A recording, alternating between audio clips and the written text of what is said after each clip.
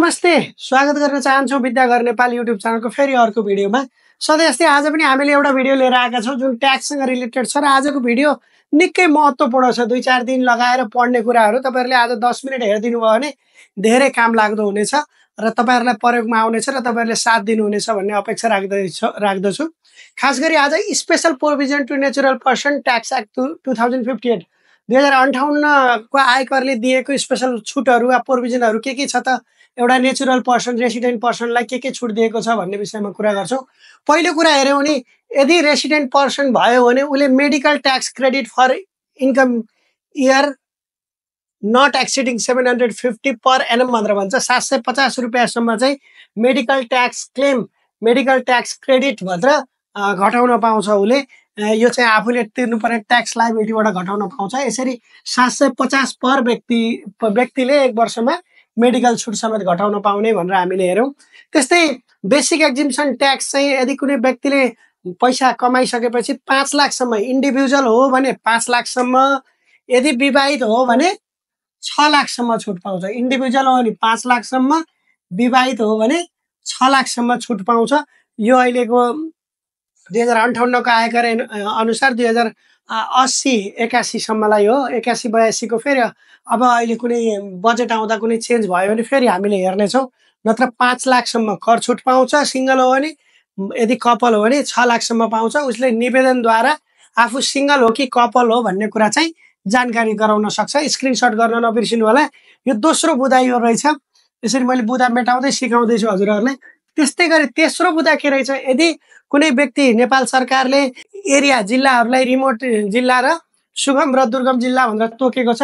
त्यसरी A B C D E भनेर जिल्लाहरूलाई क्याटेगोराइज गरेको छ।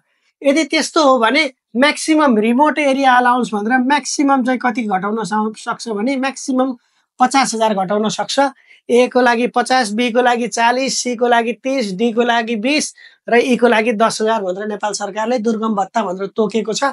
र म्याक्सिमम व्यक्तिले आफ्नो आयकरबाट ट्याक्सेबल इन्कमबाट घटाउन पाउने भनेको 50,000 सम्म हो। यसलाई पनि स्क्रिनशट गर्नु होला।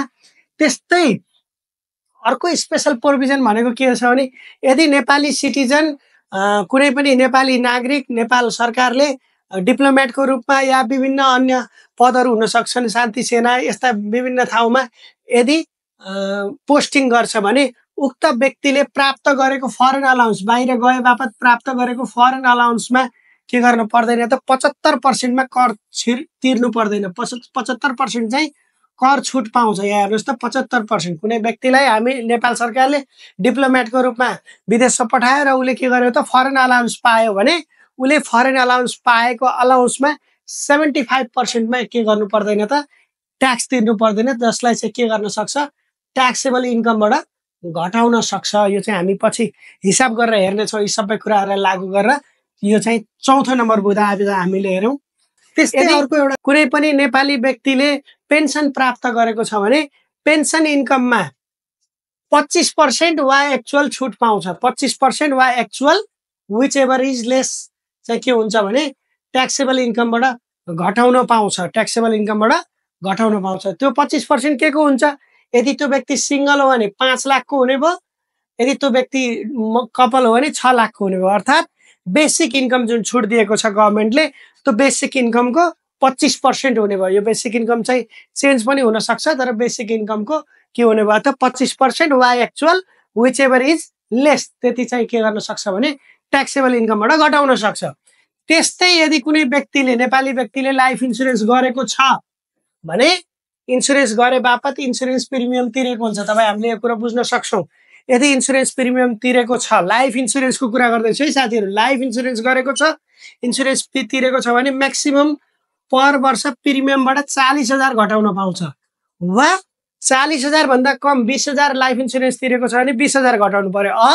Actual whichever is less 40,000 maximum 40,000 or actual whichever is less life इन्स्योरेन्सको केसमा हो भने उले आफ्नो ट्याक्सेबल इन्कमबाट म्याक्सिमम 40,000 इन्स्योरेन्स प्रिमियम जुन तिरेको हुन्छ त्यो प्रिमियम 40,000, यदि त्यो भन्दा थोरै तिरेको छ भने कम एक्चुअल जुन छ त्यो चाहिँ घटाउन पाउँछ व्हिच एभर इज लेस।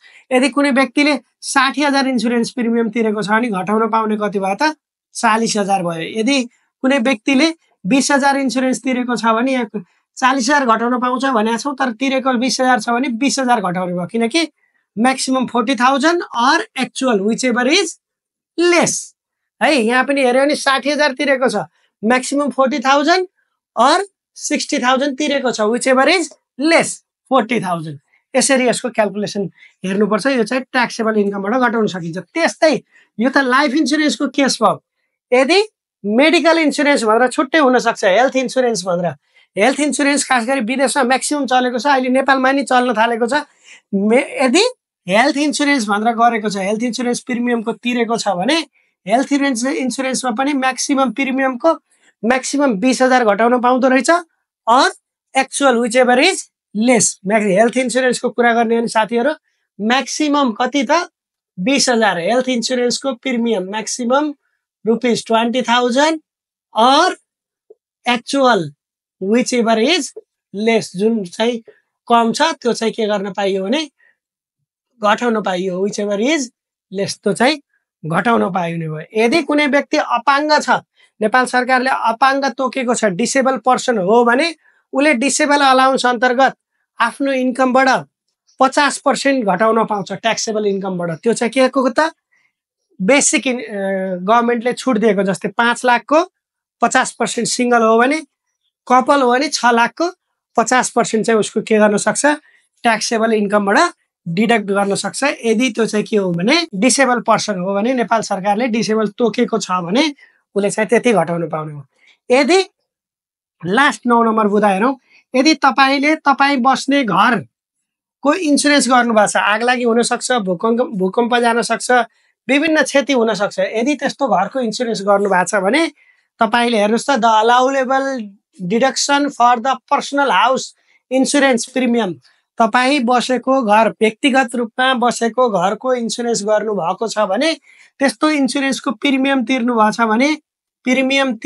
छ भने म्याक्सिमम कति त 5,000, maximum ₹5,000 or actual which ever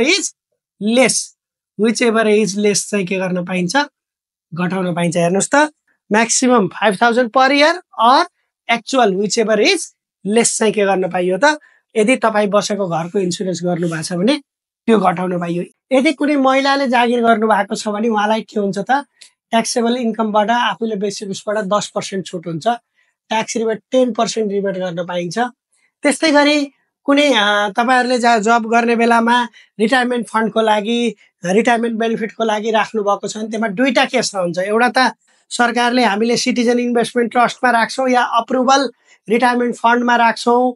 अर्को अहिले सरकारले सामाजिक सुरक्षा कोष सोसियल सर्भिस फन्ड भनेर सुरुवात गरेको छ, त्यो छ।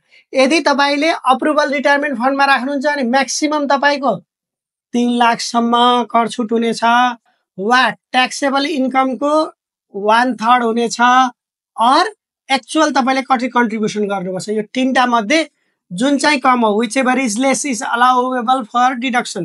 यो तीनटा मध्ये जुन चाहिँ कम हो त्यो चाहिँ घटाउन पाइनेछ। Maximum 3 lakh or 1/3 of total assessable income or actual contribution approval for the retirement fund. तपाईँले कति एक्चुअलमा राख्नुपर्छ, त्यही काम चाहिँ तपाईँले सामाजिक सुरक्षा कोषमा गर्नुभयो भने म्याक्सिमम कति पाउनुहुन्छ छुट, 5 लाखसम्म पाउनुहुन्छ। सामाजिक सुरक्षा कोषमा 5 लाखसम्म पाउनुहुन्छ, or actual contribution approval or 1/3 of assessable income whichever is less. जस्ताको तस्तै यो सारेर यो 3 लाखको ठाउँमा कति हुने भयो, 5 लाख हुने भयो। यदि तपाईँले सोसियल सर्भिस फन्डमा लगानी गर्नुभएको छ या कन्ट्रिब्युसनमा राख्नु भएको छ, पैसा राख्नु भएको छ भने अप्रुभल सोसियल सर्भिस अप्रुभल तपाईँको रिटायरमेन्ट फन्डमा maximum 3 lakh, 1/3 of assessable income or actual whichever is lace.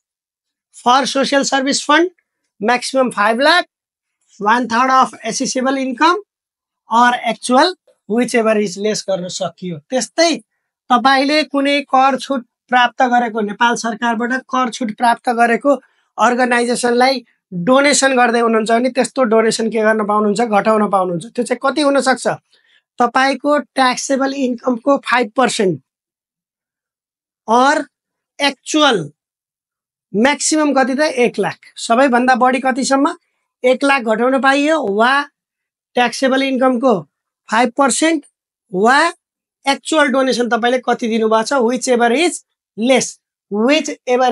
Lace, जसलाई हामीले वेल शब्द प्रयोग गरियो, whichever is less, maximum 1 lakh, 5% of taxable income or actual whichever is less, त्यो चाहिँ के गर्न सकियो भने घटाउन पाइयो। लास्टमा फरेन ट्याक्स क्रेडिट, विदेशमा हामीले यदि नेपालीले बाहिर विदेशमा कमाइ गर्यो भने उक्त इन्कमबाट बाहिर तिरेको ट्याक्सलाई पनि के गर्न सकिन्छ भने नेपालमा एडजस्ट गर्न सकिन्छ, जसलाई चाहिँ के गर्न सकिन्छ भने अरू ट्याक्सेबल इन्कमबाट घटाइन्थ्यो, यो चाहिँ ट्याक्स लाइबिलिटीबाट घटाइन्छ साथीहरू। यो हामीले क्वेसन गर्दा यहाँहरूलाई बताउने छौँ ट्याक्स लाइबिलिटी के हो, एकचोटि निकालेर पनि आएका छौँ।